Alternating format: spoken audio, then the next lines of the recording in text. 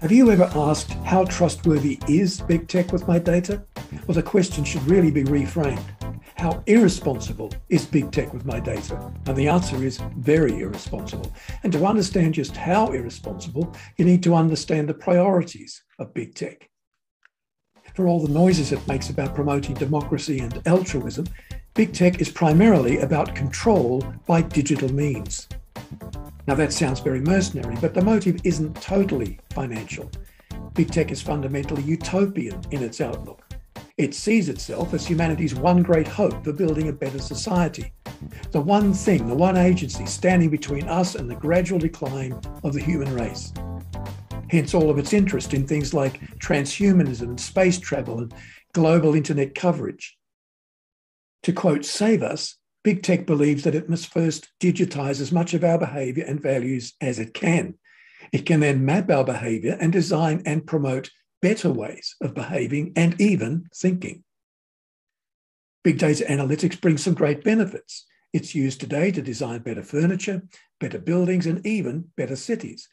In the next few years, it will play a huge role in helping us treat certain diseases. But it's also big tech's way of bringing everything under its technological umbrella, giving big tech huge influence in the ways we talk to each other, the ways we work, play, travel, eat, and even buy and sell. This is exactly why big tech needs to be more tightly regulated by the state. After a long string of scandals, including the Cambridge Analytica debacle, big tech has demonstrated that it's either incapable of regulating itself or simply unwilling to do so. Sure, it makes great noises about promoting democracy and altruism, but its ultimate priority is profit through data accumulation. And that's damaging to our social fabric. It creates gaps between tech haves and have-nots, for example. People who don't learn quickly how to use the latest techs often slide down the social scale. It divides people in terms of political outlooks too.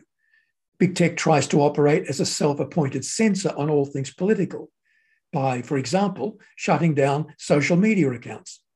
Of course, nobody elected it to that role, and it primarily answers not to us, the public, but to its shareholders.